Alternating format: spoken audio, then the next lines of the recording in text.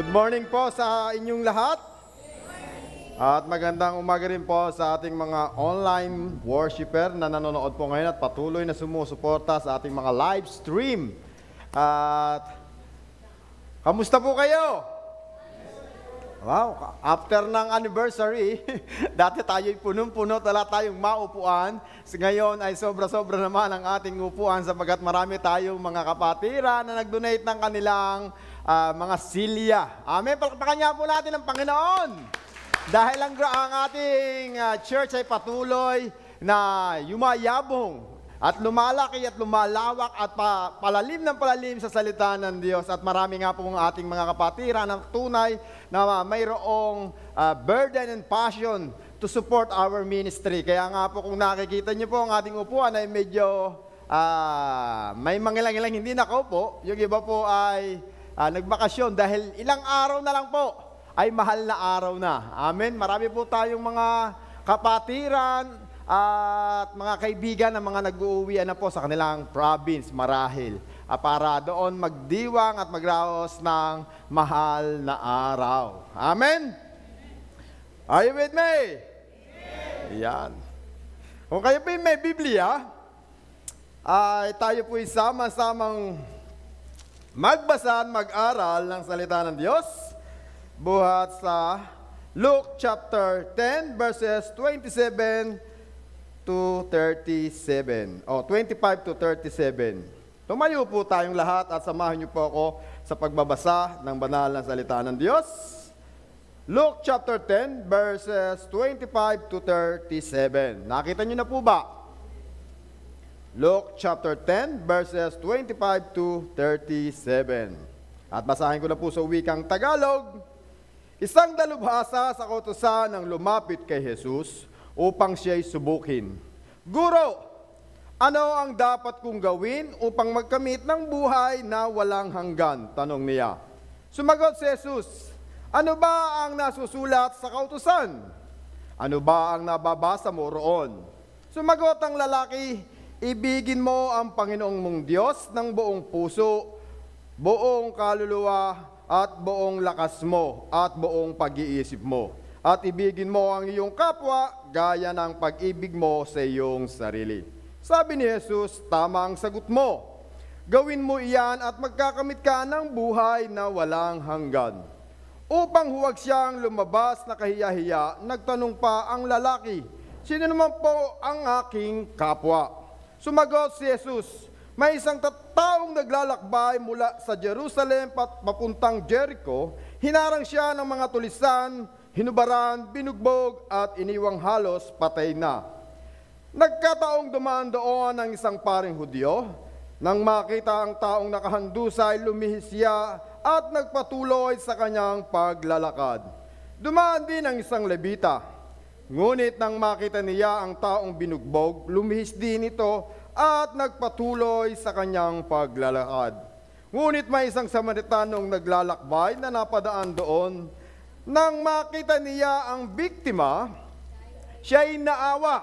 Nilapitan niya ito at binuhusan ng langis at ang alak sa mga sugat at binendahan. Pagkatapos, isinakay niya ang lalaki sa kanyang asno at dinala ito sa bahay panuluyan upang maalagaan siya roon.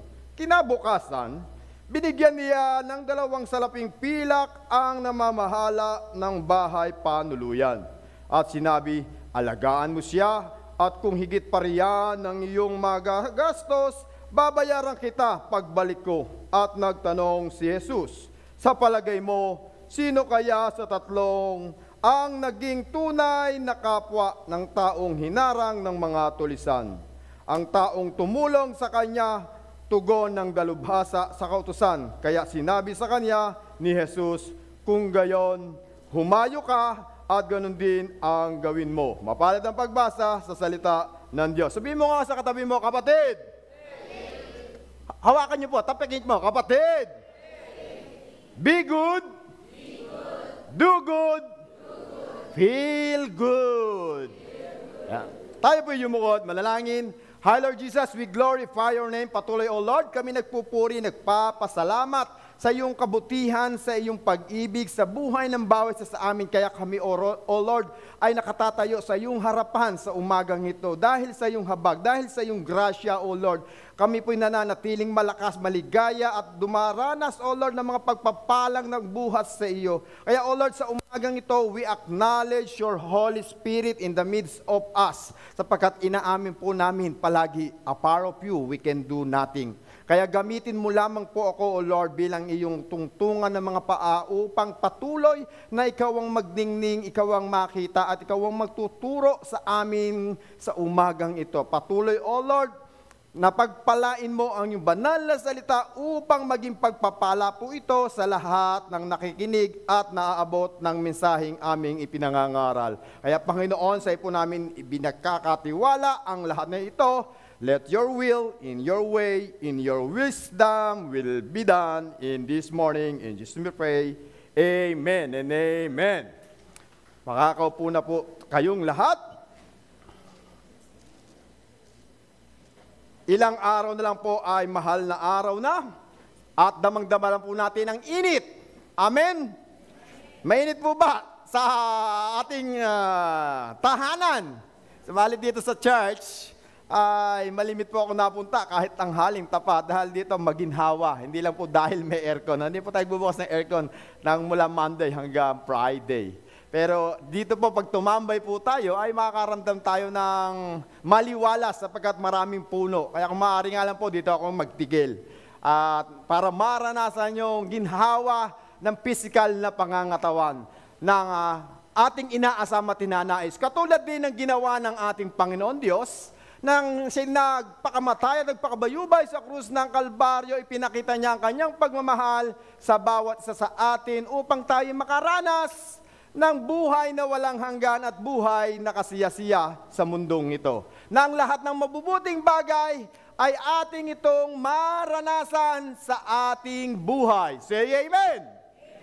Sa patuloy na naniniwala at nananampalataya sa kanyang salita. At last week lang po itinuro sa atin ni Kuya Andrew ang pangangaral niya ng showing. Si Kuya Andrew lang ang nakaalala. Siyempre, siya ang mangaral. Showing God's love. Na pinakita po ni Kuya Andrew ang pagmamahal na dapat nating suklian ang pagmamahal ng Diyos sa ating buhay. Na pinakita niya po doon at ipinaliwanag niya na bilang isang Kristiyano tayo may responsibilidad na ibalik ang pagmamahal na nating nararanasan sa ating Panginoon. At doon nga po ipinaliwanag niya ang napakaraming bagay na halos talagang nais niya ay mulat tayo sa karunungan at sa kaalaman at sa mga salitang kanyang binitawan tayo maraming natututunan. Amen? At gayon din po sa umagang ito. Sapagkat ipinakita po ng ating mga last week ang isang utos na mahalaga sa ating Panginoon.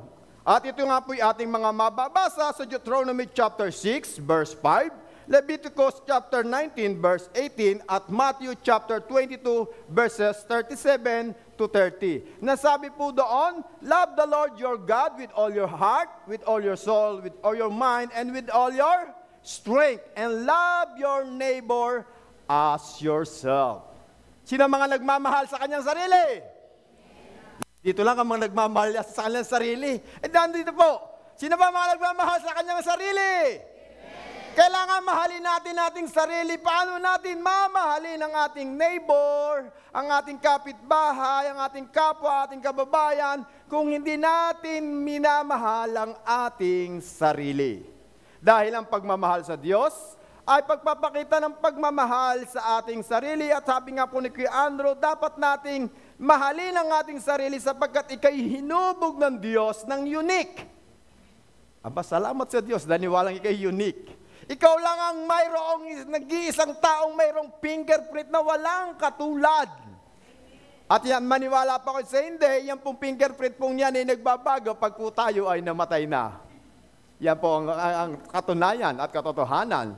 Nababago lang po yan pag tayo ay namatay na. Kaya alam po ng NBI, kapag ang taong pumirma o nag-thumb mark ay patay na or buhay. Dahil magkaiba po ang thumb mark ng buhay at patay.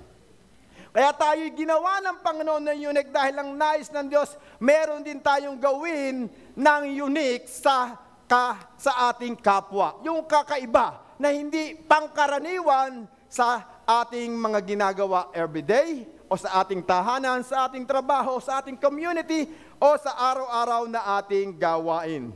At dito nga po itutuloy ko ang mensahe ni Kuya Andrew na una niyang itinuro sa atin how to love the Lord our God and now how to love our neighbor. Kaya nga, be good, do good, and feel good.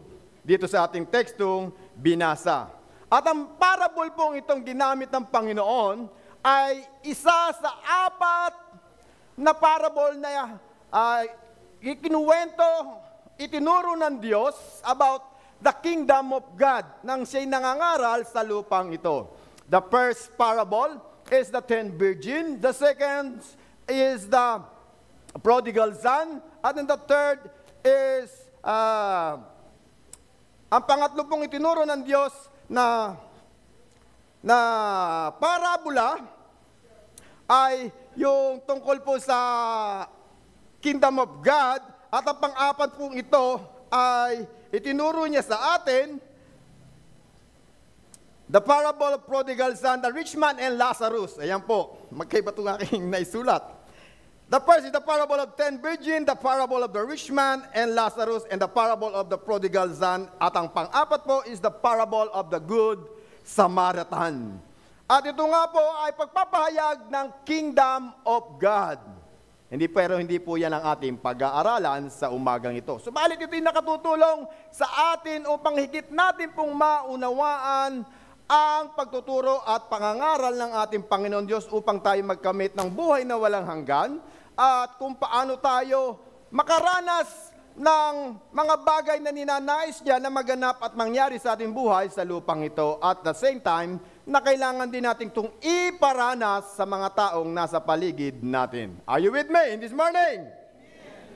At ito nga pong passage na ito na itinuro ni Jesus sa taong nagtatanong ng karunungan at kaalaman about sa utos ni Moises ay pagpapakita na kung paano ba dapat natin ibalik yung ating pagmamahal sa ating Diyos sa pamamagitan ng pagsunod sa Kanyang pinag-uutos. At lahat tayo na umiibig sa Diyos ay kailangang sumunod sa Kanyang pinagagawa sa atin. Amen? Sabi ng John chapter 14 verse 15, if you love me, you will obey my commandments. At ito lang po yung Kanyang 2 utos na pinag-uutos sa buhay ng bawat sa atin. At marami pa po siyang mga commandments na inilapat sa Kanyang 2 unang pinag-uutos sa bawat sa atin. Ang iba po nito ay para sa kapakinabangan natin dito sa lupa. Pero ang unang bagay pong ito na inutos sa atin ay para ating makamit ang buhay na ganap at kasiyasiya sa kalangitan. Naniniwala po ba kayo na ang bawat isa sa atin ay makarating sa kalangitan? Ayan. Sino po ang hindi na nakakakilala pa sa Panginoon? Ayan, wala. Lahat po tayo, nakakasigurado tayo na nakatitiyak tayo na tinanggap na natin ang ating Panginoon. Amen? Amen. Kung hindi pa, meron pa po tayong diyang mga leaders na mga ngaral sa atin, how to receive God as a Savior, as a Lord, as a Father ng ating buhay. As a ganun, maisuko natin completely yung ating buhay sa nag-iisa't buhay na Diyos nating sinasamba. Katulad po dito sa istoryang ito, this passage also make reference to kind of people and we need to understand who they are for the story to make sense. May mga karakter na nabanggit ang ating Panginoong Hesus sa kanyang parabola at ito po ang ating pag-aaralan sa umagang ito. And the first one na karakter na ating pong nakikita dito ay ang the traveler or the victim. What is the traveler? The traveler, he was the reckless and foolhardy character. No one would travel his route alone but always travel in group or caravan. This man had no to blame but himself for his plight. Dahil nga po dito sa ating tekstong binasa, Sa verse 30 ng Luke chapter 10, na nagkwento ang Panginoon ng sabi niya na ganito sa isang parabola. May isang taong naglakbay mula sa Jerusalem papuntang Jericho, hinarang siya ng mga tulisan, hinubaran, binugbog at iniwanang halos patay. Dahil nga po sa panahong ito, sa panahon ng ating Diyos, ang lugar ng Jericho and Jerusalem ay isang bulubundukin at isang kapatagan na balitang-balita at maraming tao ang nakaalam na ang lugar na po ngayon ay pinamamahayan ng mga tulisan. O sa panahon po natin ngayon ay tinatawag tong mga NPA. Subalit hindi naging aware ang traveler na ito. Ano po ang kanyang ginawa? Siya po ay naglakbay mag-isa. Malimit po daw na naglalakbay mula Jericho patungong Jerusalem ay sila nga po ay grupo. Subalit ang taong ito ay naglakbay ng mag-isa. Kaya ano po ang nangyari? Tinake advantage siya ng mga tulisan. Dahil nga po alam nila na kaya nilang i-conquer ang manlalakbay na ito. Dahil alam nilang kayang-kaya nila itong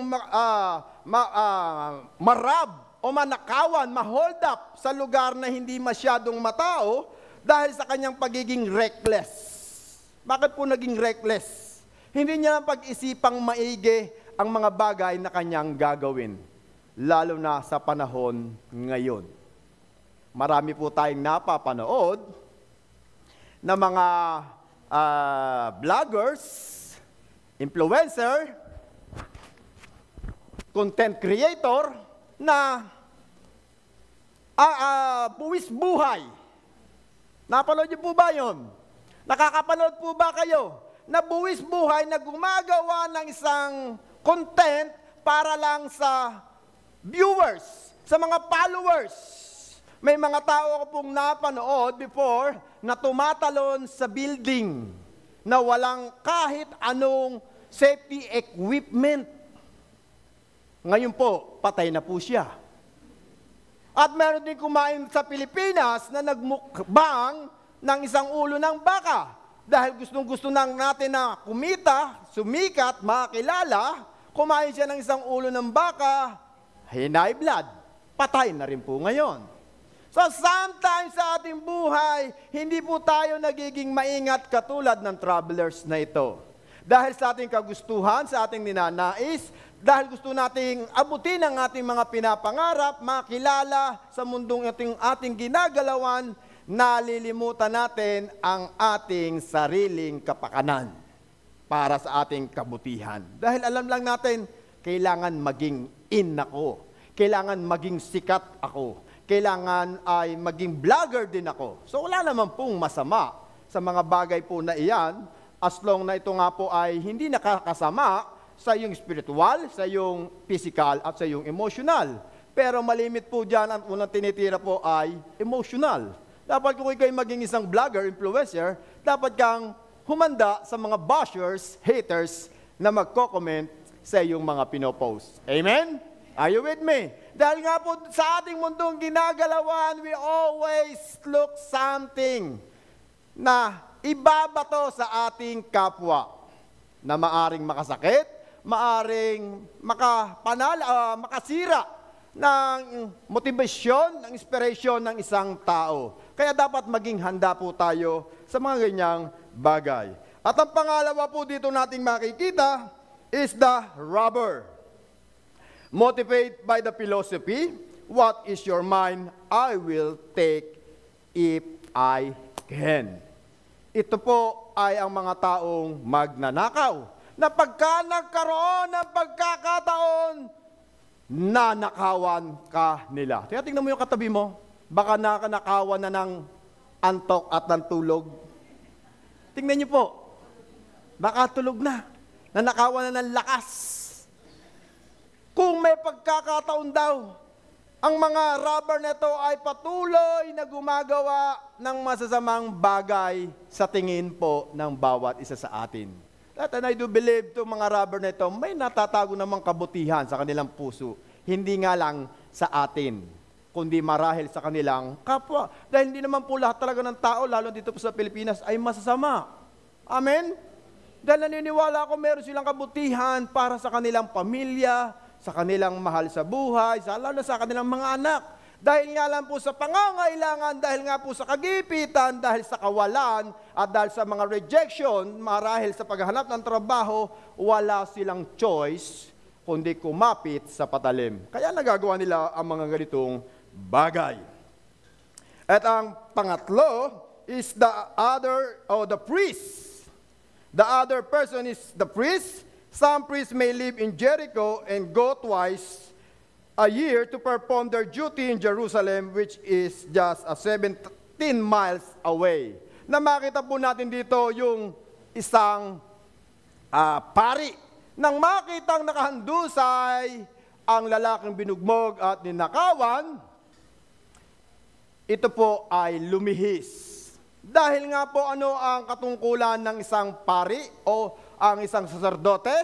Sa panahon po ni Moises, ang kauna-unang naging saserdote ay si Aaron na mula sa lahi ni Levi, na sila po ang itinilaga upang nga po sa paghahandog at pananalangin sa loob ng iglesia. At ito po ay mayroong kabanalan sa harap ng Diyos. Na kapag ikaw ay humawak sa marumi o sa patay o sa mga taong tinuturing na marumi, sa may mga karamdaman, ikaw ay maaring wala doon sa responsibility na dapat mong tayuan. Dahil ikaw nga po ay marumi. Ituturing kang marumi sa harap ng Diyos. Dahil ikaw ay dapat maging blameless at maging kalugod-lugod sa harap ng ating Panginoon Diyos while performing the burnt offering and for the prayers na nililid ng mga saserdote. At ang pangalawa po is the Levite. Ano po itong Levites? Ito naman po ay ang mga workers. Sino ba mga workers? Taas po ang mga kamay. Dahil yung pong sacerdotes, katulad po namin, mga tumatayo sa inyong harapan, mga pastors, bishop, and leaders ng church, and this time is the Levite. Nang makita naman po ng Levitico, ang lalaking nakahandusay, siya'y lumihis ng landas sa kanyang paglalakad. The Levite is someone who helped the priests in their priestly duties in the temple. Ito po yung mga kanang kamay, mga deaconess and workers ng sacerdote. Lahat po tayo dito ay workers sa harap ng Diyos, subalit may itinatalaga na mga lingkod ng Diyos and workers to make organized sa loob at labas ng ating bahay panambahan. Dahil nandoon ang mga Levita o Levites to support the ministry of the priests. These are people who know the purity, who know how much conduct themselves, who knows how to structure and enforce what is right that needs to be done. Na ang mga worker na ito ay fully equipped sa kanilang duties and responsibility upang gampanin bilang worker sa loob ng templo. At ang pang-apat na nakita po natin dito ay ang mabuting Samaritano. The good Samaritan and the good enemy. Sinabi po sa Biblia na ang tekstong ito is the good Samaritan. Subalit kung ating babasahin ayon sa theology, this is the good enemy. Dahil nga po ang Samaritan ay itinuturing din pong unclean people. So ito po ay nasa lahi din po ng mga Hudyo. Subalit ito po ay dahil sa pag-aasawa nila ng hindi rin kapwa Hudyo o Israelite, sila po itinuring na unclean people. Sila ang mga taong tinatakwil at ang mga taong ito ay tinuturing na kaaway ng mga Hudyo.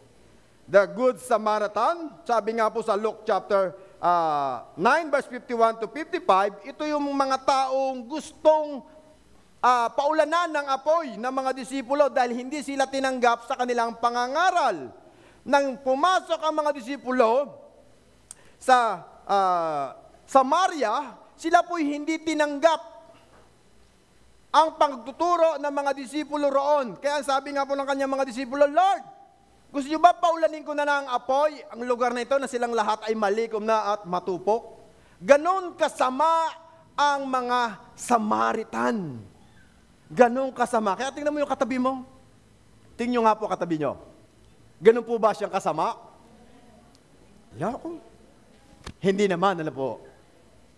At dito nga po magmumula yung ating istorya sa buhay ng The Good Samaritan. Dahil nga po, sa kanyang identity, marahil, makikita po natin dito na wala tayong makikitang mabuting bagay dito po sa Sang Samaritano. Dahil sila'y tunay na kaaway ng mga Israelite at mga Hudyo. At dahil nga po dito, nakita po ng isang Samaritan ang lalaking binugbog at pinahirapan ng tulisan. Sa unang dalawang dumaan, mas mabilis po tayong maaring magalit, mainis sa ginawa ng priest at ng Levitico o ng Levites sa panahong nakita nila ang isang lalaking ninakawan, hinold up sa gitna ng daan at iniwanang halos patay na. Mas madali po sa ating mga Kristiyano sometimes sa ating buhay to raise our voice without knowing the truth. Say amen. Dahil nga po lalo ngayong nagdaang anibersaryo, maraming gumugulo sa ating isipan. Marami tayong mga ginawang activities and plan na maaaring hindi nasunod.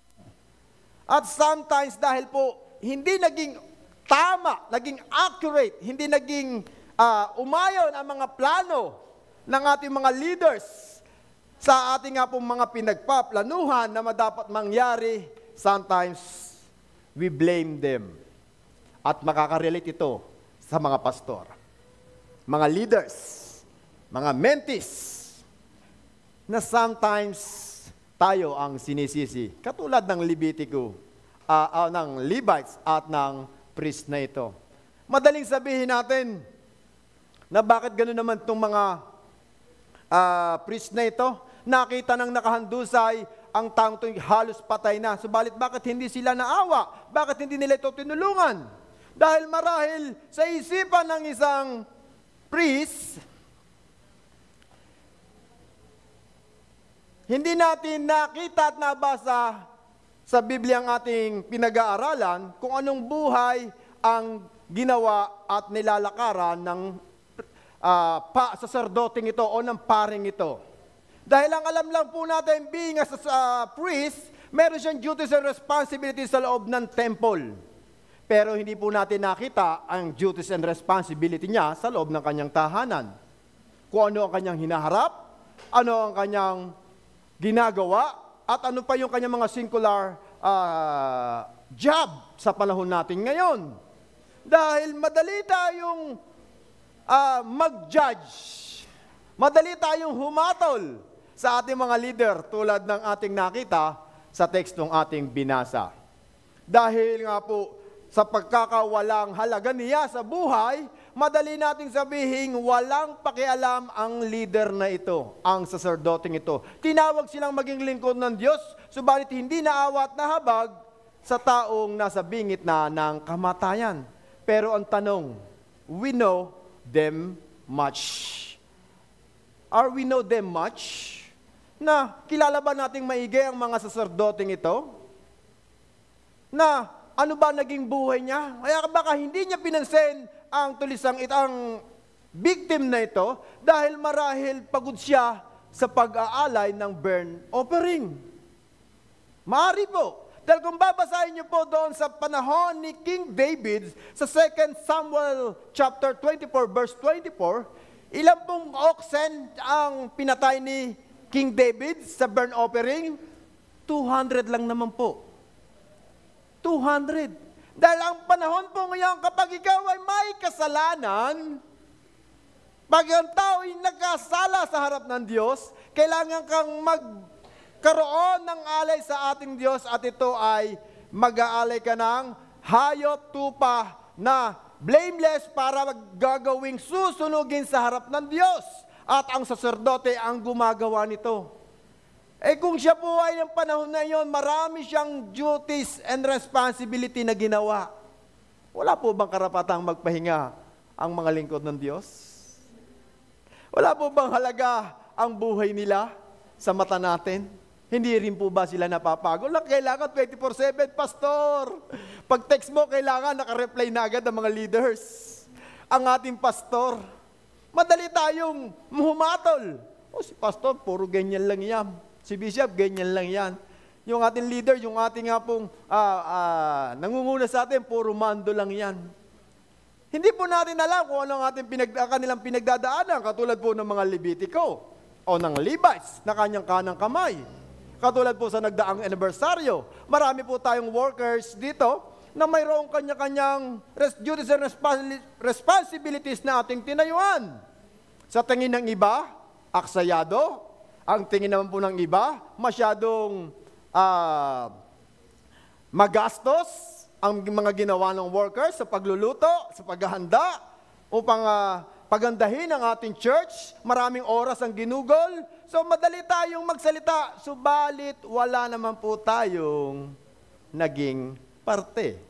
Sorry to say and sad to say. Hindi po ako na-mercenal, but we all analyze this situation para higit po nating maintindihan yung sitwasyon ng priests at ng Levites. Dahil po sa aking palagay, kaya ako po binabigyan ng opinyon na ganito, sa panahon po ng Panginoong Diyos, ang mga tao pong ito ay hinahalin tulad sa mga Pharisees and Sadducees, na ang panahong iyon, sila'y po'y sumusunod sa Diyos, sila'y naglilingkod sa templo, subalit pinahihirapan nila ang mga taong mayroong takot sa Diyos. Pero hindi naman po sinabi ng ating Panginoong Jesus na siya ay galit sa mga Sadducees and Pharisees. Bakit ko po nasabi doon? Sapagkat malinaw po na sinabi po rito sa verse 37 o 36 to 37 ay ganito. At nagtanong si Jesus, sa palagay mo, sino kaya sa tatlo ang naging mabuti sa kanyang kapwa? Yun ang tanong ng Diyos. Sa iyong palagay, kung kayo po ang tatanungin ng Diyos, sa inyong palagay, sino sa tatlong iyon ang gumawa ng mabuti sa kanyang kapwa? At dito nga po sumagot ang isang abogado, ang sabi niya, ang taong tumulong sa biktima. Pero hindi naman sinabi ng Panginoon Diyos na mali ang ginawa ng priest at mali din ang ginawa ng Levita. Dahil sabi ng Diyos, kung yun ang alam mo na gumawa ng mabuti sa kanyang kapwa, do it likewise. Kung sinagot ng Levit ng dalubhasang ito o ng abogadong ito, ang priest marahil ang gumawa ng mabuti sa kanyang kapwa, magagalit kaya ang Panginoong Jesus? Maybe. Kung sinabi naman niya ng ang Levites, magagalit din kaya ang Panginoong Diyos? Pero wala naman pong binanggit ang ating Panginoon na siya'y nagalit doon sa Levita at sa saserdote. Sapagkat sila po'y mayroong panawagan, mayroon silang tungkulin na dapat nilang gampanan na sometimes hindi natin naiintindihan at hindi natin uunawaan. Sometimes, sa pagtulong natin sa kapwa, minsan, iyan ay nagiging pakitang tao lang. Sorry to say and sad to say. Oy, nandiyan si Bishop, walis tayo. Pero pag nawala na, wala na rin.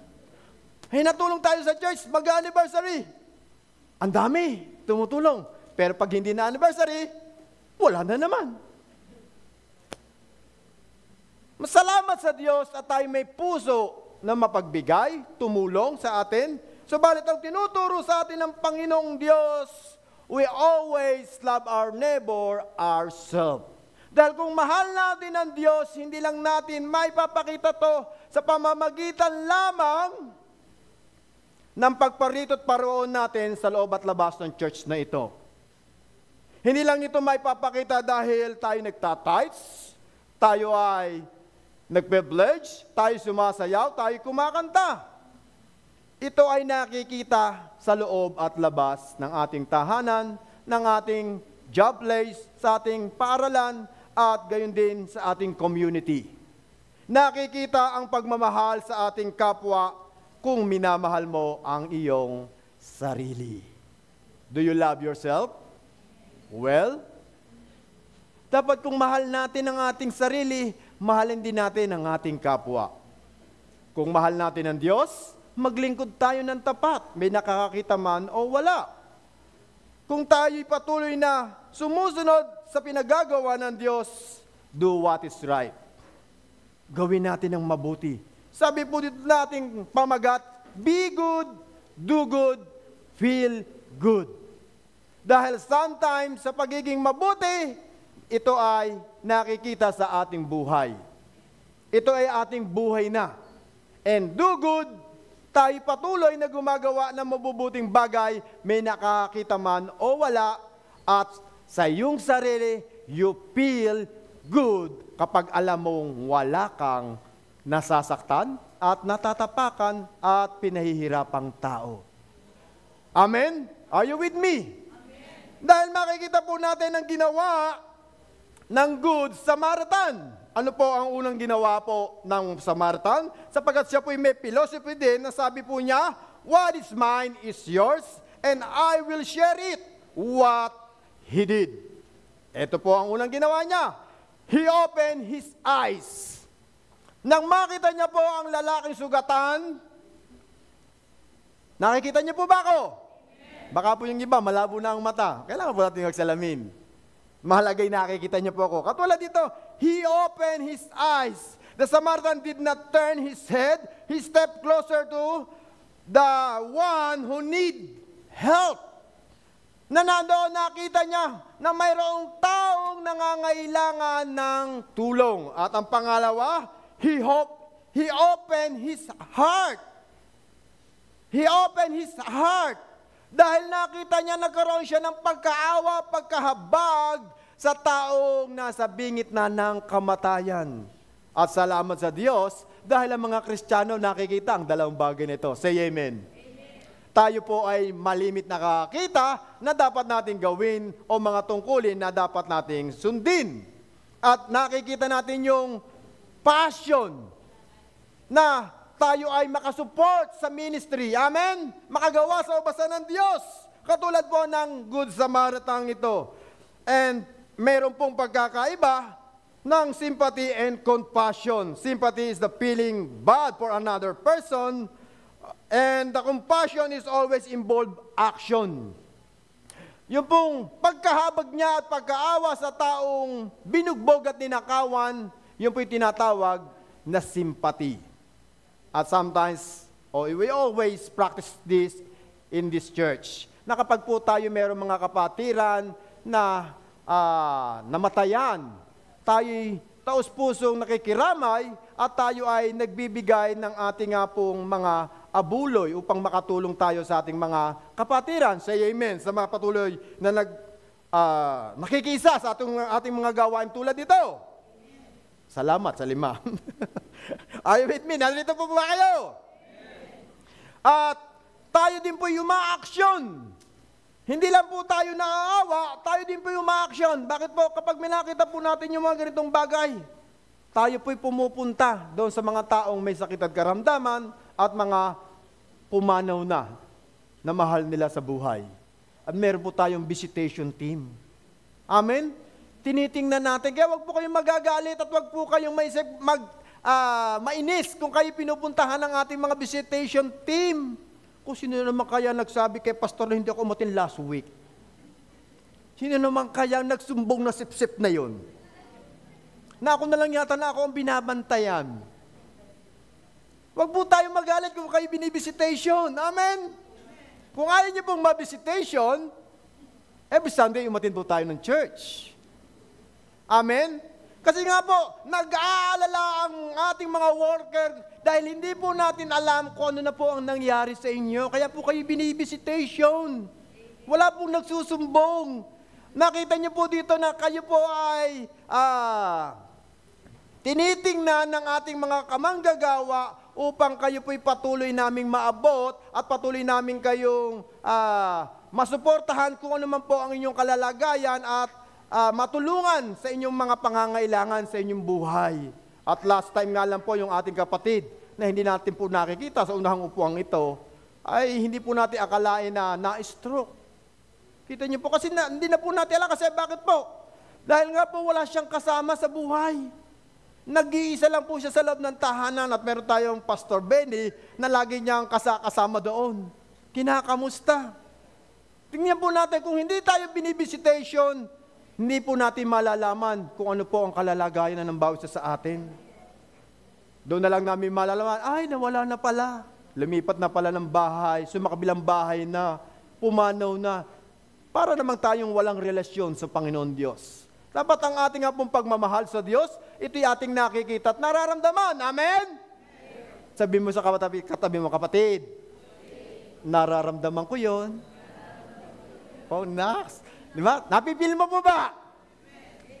Napipil natin yan, yung magkakapatid sa Panginoon. Nakikita natin yung isang pamilya sa loob ng church na ito, katulad ng Good Samaritan. At ang pang-apat o pangatlo, He opened His hand.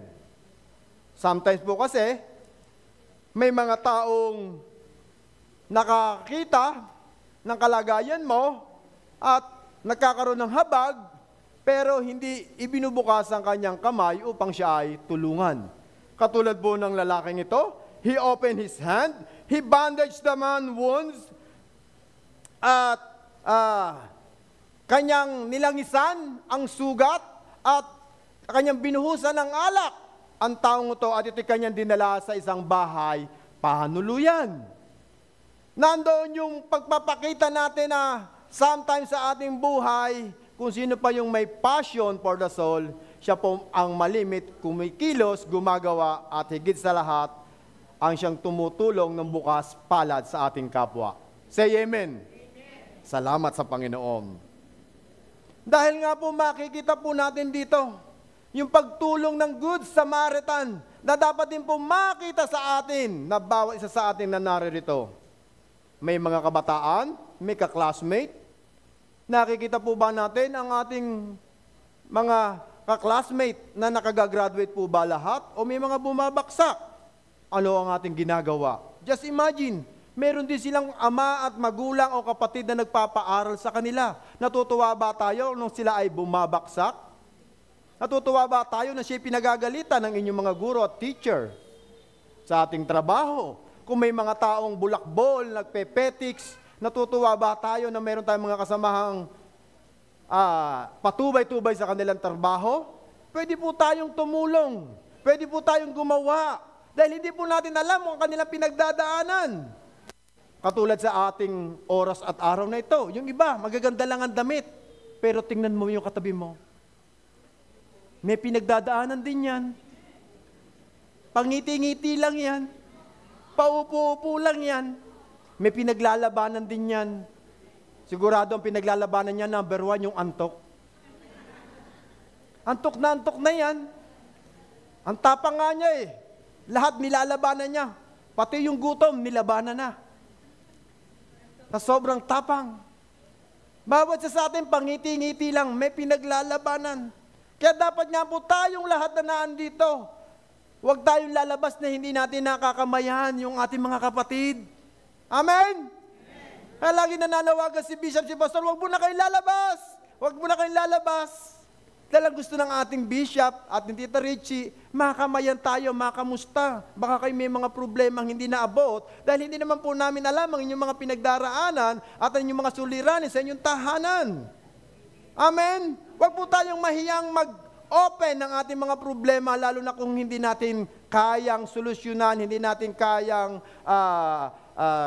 gawa ng paraan ang mga bagay-bagay na dapat natin pagdesisyonan. Baka kailangan po natin ng mga godly advice. Huwag po tayo magmamadaling uwi. Amen? Noon yan, hindi makasagot yung nando sa may lapit sa upuan, sa pintuan. Laging nagmamadali sa pag-uwi. Hindi pa nananalangin na sa labas na ng church. Wala pang benediction. Titignan niyo mamaya kung sino po yun, ha? Lilista po yan. Lilista natin. At malamang po yan, puro kamag-anak ko. Late in, first out. Kaya nga po, kailangan tayong lahat dito, hindi lang po gawain, hindi man po kayo maabutan ng ating mga bishop at ating mga leaders and pastor, kailangan kamayan din po natin ng bawat isa. Amen? Iparamdam natin yung pagmamahal. Pakiramdam natin yung ating pagkakaisa. Sabi nga po ni Nanay Baby na aking nadinig kahapon sa aming pag-aaral, pero talagang nadinig ko din naman po yun. Sabi po ni Nanay Baby, sa CSF Church ko lang naramdaman ng tunay na pamilya. Wow naman. Amen? Noon nga po, nung hindi ko pa po nakakasama si Nanay Baby, akala ko nga po suplada yan eh. Akala ko parang hindi, alam niyo sa kasabihan na matatanda na mainhin. Di ba? Maria Clara. Pero pag nakasama niyo pala, lang nakasama ko sa visitation, masaya palang kasama, nakakatuwa. Amen, di lalo na si Pastor Benny. Hindi nahawahan ng konti si Nanay Baby. Talagang mabuti ang Diyos kasi pinagsasama niya yung opposite. Isang tahimik, isang magulo. Isang sigurong maramdamin, isang malakas naman. Ano po kaya, kung hindi po natin ipararamdam ang pagmamahal sa ating kapwa, bukas makalawa, mas marami pa po ang walang tao sa upuang iyan. Natutuwa po ba kayo kung ang upuan na bakante ay padami ng padami? Masakit po yan sa ating leaders, lalo na sa ating Panginoon. Kung masakit sa leaders, masakit lalo sa Panginoon. Na mayroon tayong mga kapatiran na hindi na nakadadako sa gawain ng Diyos. Kaya dapat po tayong lahat, hindi lang po pastors and leaders ang umaabot, hindi lang nag-o-open ng kanilang kamay, dapat ikaw din. Amen? Dapat ibukas mo din ang kamay mo at abutin mo ang iyong mahal sa buhay, abutin mo ang iyong kapatid, abutin mo ang iyong mga kapitbahay. Amen? At ang pangapat po dito, he open his schedule. Bakit po? Dahil nga po, dahil ang kanyang paglalakbay ng Good Samaritan ito, meron siyang pupuntahan. Siguro meron siyang meeting, meron siyang mga appointment na dapat niyang, sa mga business-minded, ano po ang tawag doon? Kailangan niyang masiayos. May ka-meet up siya. Kailangan niya itong magawa ng tama sa oras. Kailangan niyang maipasa ang mga documents. So, meron siyang schedule na dapat gampanan. Subalit nang makita niya ang lalaking sugatan at halos patay na, binaliwala niya ang kanyang schedule. Binaliwala niya. Kaya po kaya natin gawin ito? Depende sa priority po natin. Dahil ang usapan po dito is about life and death situation. Dahil mas mahalaga po ang buhay kaysa anumang bagay na nasa ating paligid. Lalo na po ang mga doktor. One time nga po, yung ambulansya nating nabalitaan, nagmamadali siya at may kukuning pasyente. Ang ambulansya po nanggaling ng 13. Sa sobrang pagmamadali ng ambulansya, hindi niya nakita yung 3 estudyante doon po sa may paradahan po ata yun, na kanyang nabunggo. Nagmamadali ang driver dahil may kukunin siyang pasyente sa Salinas po ata o sa Tansa, hindi niya napansin yung 3 estudyante na kanyang nabangga. Kahit meron siyang kukuning pasyente na kailangan, mas inuna niya po yung 3 bata na kanyang nabunggo. Just imagine, dahil ito po yung protocol pagdating po sa ganitong sitwasyon. Madaling tumulong, madaling gumawa, lalo na kung ito ay trabaho natin. Pero ang taong ito, hindi niya kaano-ano, hindi niya kakilala, pero bukas palad siya, binuksan niya ang kanyang oras at panahon para tumulong sa kanyang kapwa. At sometimes, sa ating buhay, nakararanas po tayo ng ganito. Malimit ang mga taong tumutulong sa atin, yung hindi natin kaano-ano. Yung naniniwala sa atin, malimit yung hindi natin kaano-ano.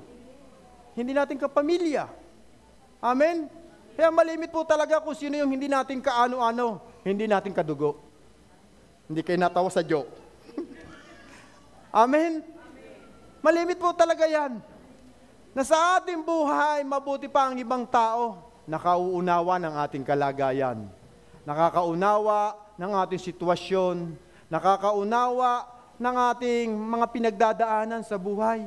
May mga tao po talagang bukas palad sa pag-abot sa pangangailangan ng ating kapwa. Kaya palakpakan nga po natin ang Panginoon sa kanilang buhay. Marami na po akong nakita sa loob ng church na ito. Marami na po akong nakita. At malimit po, sila po yung mga tumatayo pa sa inyong harapan. At mas marami din naman yung mga nakaupo. Hindi natin maaabot ang sitwasyong ito kung wala ang bukas palad na pagtulong ng bawat isa sa atin. Amen? Dahil sa inyong sama-samang pagkakaisa, sama-samang pagtulong, lahat na ng bagay na pwede natin gawin, ibinibigay natin sa church na ito. Amen? Katulad po ng lalaking ito, panglima niya pong ginawa, he opened his wallet. Bakit po? Sapagkat matapos niyang bendahan at dalhin ang lalaking ito sa bahay panuluyan, siya'y nagbigay ng 2 denaryo sa innkeeper. At ang sabi niya po doon, kung kulang pa ang salaping ito, babalik ako upang bayaran ang kakulangan sa kanyang danyos o kanyang ginastos. Malimit po, ganyan po tayo, mga Kristiyano. O ano po to? Package deal. Ikaw na ang may passion, ikaw na ang may idea, ikaw na nagbigasin ng oras, pati ang wallet mo, sayo pa rin. Kaya nga po ang motto ng ating church, isip mo. Ay, parang ilan lang ang nakakaalam. Sabi ko nga po, motto ng church. Napatalan po natin to. Isip mo, gawa mo. Dahil alam ko, nangungusap ang Diyos sa iyo. Dahil alam natin, meron kang passion. Meron kang pakiramdam. Meron kang burden for the soul. Hindi lang po ang mga lingkod na sa inyong harapan. Meron kang passion na sumayaw. May passion ka na magbigay sa ating Panginoon Diyos. May passion ka para sa kaluluwa. Meron kang passion sa paglilinis sa loob ng church. Tayo pong lahat ay pinagkaisa ng Diyos upang gawin ang mga bagay na ito. At ipinakita ng ating Panginoon Diyos sa pamagitan ng The Good Samaritan. At ang panghuli nga pong tao na makikita po natin dito is the innkeeper who kept the promise of the Samaritan in addition to take in charge and take good care of the victim. He or she is willing to walk extra mile. Dahil po dito, nang makita niya ang mabuting bagay na ginawa ng Samaritano, ipinasa sa kanya ang obligasyon na dapat ang Samaritano ang gagawa. Dahil sa nakita, madaling sumunod. Sa totoo lang, dahil binigyan siya ng pera. Totoo po ba? Pero sa tingin nyo, sasapat po kaya yung 2 denaryo? At yung 2 denaryo po yun ay katumbas na ng isang araw na sahod ng tao na worth 2,000 nowadays. 2,500 a day. Ang katumbas ng 2 denaryo sa panahon po natin ngayon. So tingnan niyo po ba, hindi po natin alam kung gaano katagal na mahihimlay ang taong ito kung ito'y na-comatose. Just imagine po, ang taong comatose ngayon, kung wala kang 100,000, magdidesisyon na ang family po natin. Dahil nga po ang comatose, malimit po aparatos na lang po ang nagpapatakbo ng iyong buhay. Kung wala ang aparatos, kanina pa patay si Ate Loria. Pero yung nakatotohanan, patay po talaga, nagdidesisyon, comatose. Kung 2,500 lang po ang pera ng innkeeper na ito, kaya niya kayang tugunan ang pangangailangan ng taong nabugbog? Pero dahil sa nakita niya ang ginawang mabuting bagay ng Samaritano, pinagpatuloy niya ang mabuting bagay na ginawa ng Good Samaritan. So, ang kailangan lang po natin gawin, we must love our neighbor we must love our neighbor as ourselves. Amen? Kailangan ang pag-ibig mo. Sabi mo sa tabi mo, kapatid, kailangan yung pag-ibig mo. Wag lang doon sa minamahal mo. Amen? Dahil madaling tumulong sa mga taong minamahal mo. Madaling gumawa ng mabuting bagay. Kapag ginagawan ka ng mabuting bagay, pwede kang sumunod at gumawa dahil ito'y trabaho mo. Pero ang tanong, ginagawa po ba natin to all the time? O pinipili lang po natin? Sabi ng Panginoon Diyos, kung ang mabubuting bagay lang ang susuklian natin ng mabuti, anong kapakinabangan ang ating makakamit? May matutunan po ba tayo? May magagawa ba tayo buhat sa Diyos? Wala. Sabalit ang sabi ng ating Panginoon Diyos, kailangan ang ating pag-ibig ay patuloy nating ipinadadama sa ating Diyos at sa ating kapwa. Love required attention. Naniniwala po ba kayo doon? Love need attention or required attention. Hindi mo masasabing mahal mo ang iyong kapwa kung hindi mo siya bibigyan ng pansin.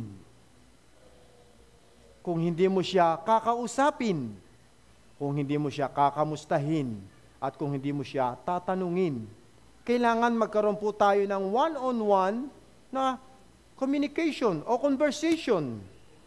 Kailangan natin silang alalahanin.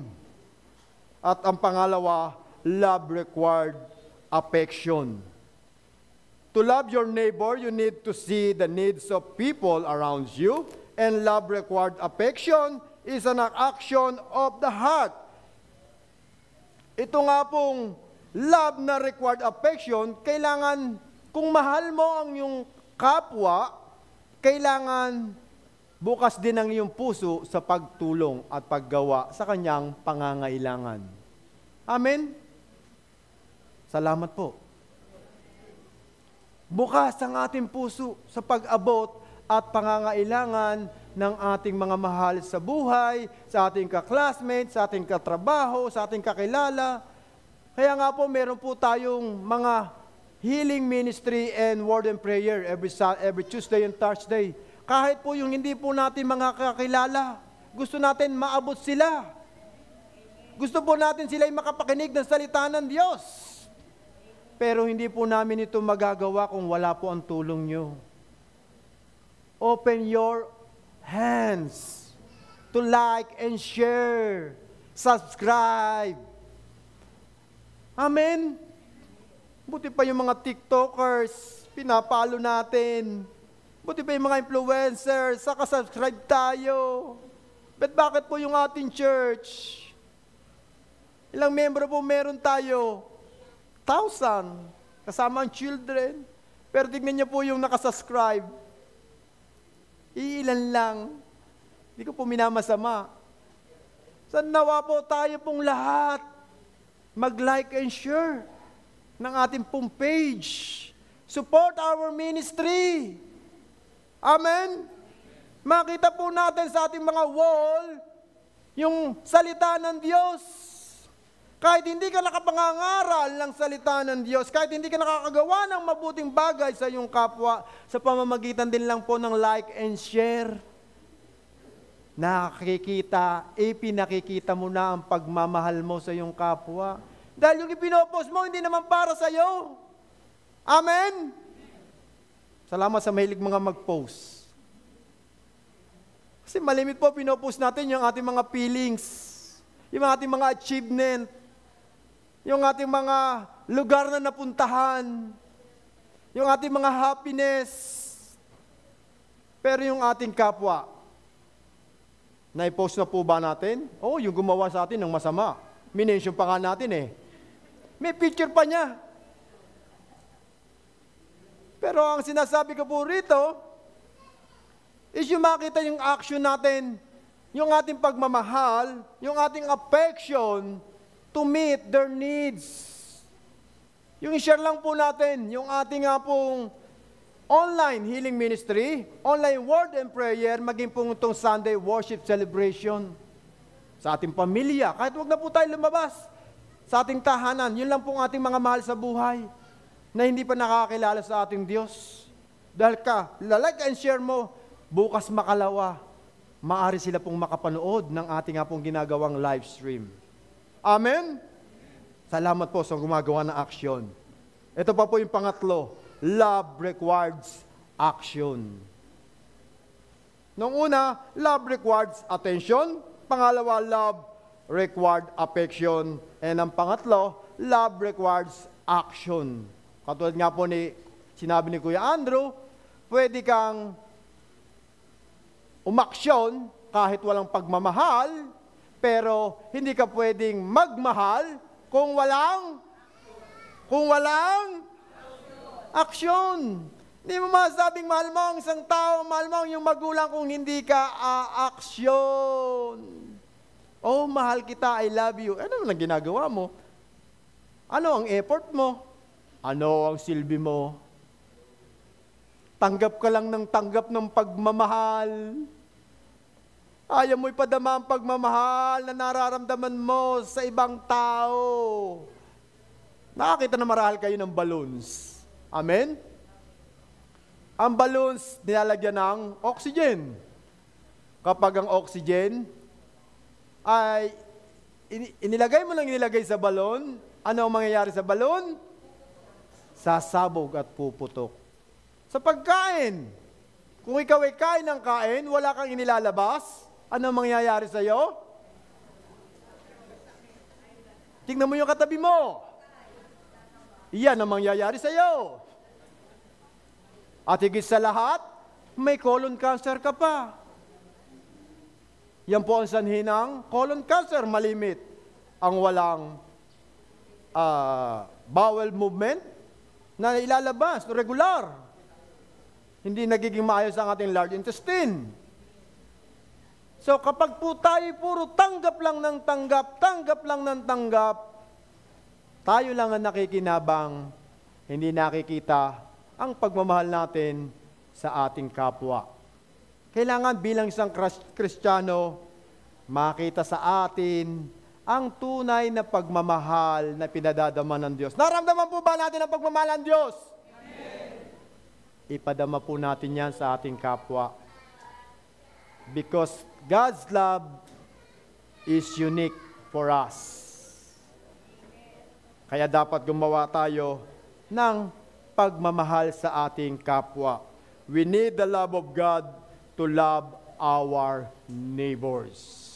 Kaya kapatid, kung hindi mo nararamdaman ang pagmamahal ng ating Diyos, marahil hindi mo kayang gawin na magmahal sa ating kapwa, sa ating magulang, sa ating mga kaibigan, at sa mga taong ating nakakasalamuha. Sabi ng salita ng Diyos, sino ang ating kapwa? May nagtanong, sino ang ating kapwa? Hindi yan yung iyong katabi. Hindi rin po yung iyong magulang. Hindi rin yung iyong kaibigan. Ang ating kapwa, malimit. Yung mga taong hindi natin kakilala.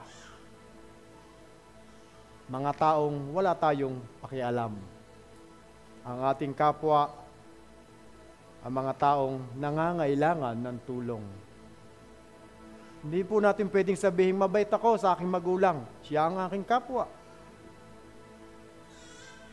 Tumutulong ako sa church, yun ang aking kapwa. Mabuti ang bagay na ginagawa po natin sa loob ng church, sa loob ng tahanan.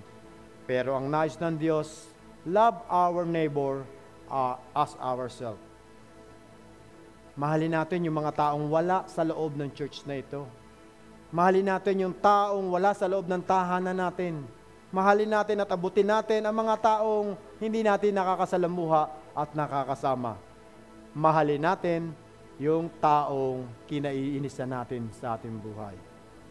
Sa umagang ito, nais ng Diyos na ikay maging mabuti, gumawa ng mabuti, at nang maramdaman mo ang mabuting bagay sa iyong buhay. Be good, do good, and feel good. Sapat na ang salita ng Diyos sa umagang ito upang maranasan natin ang kanyang pangungusap na sa bawat hamon, sa bawat pinagdadaanan natin sa buhay, may isang Diyos na nakakabatid, nakakaalam, nakakaunawa ng sitwasyon ng bawat isa sa atin. Pero ang mahalaga, nananatili tayong nakatayo, nananatili tayong nakikinig, nananatili tayong lumalaban sa bawat hamon ng ating buhay na kinaharap.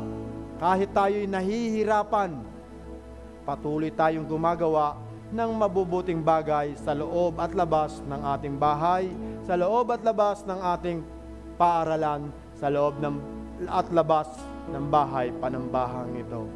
We must love our Lord Jesus Christ, and we must love our neighbor as ourselves. Kaya tumayo po tayong lahat sa umagang ito.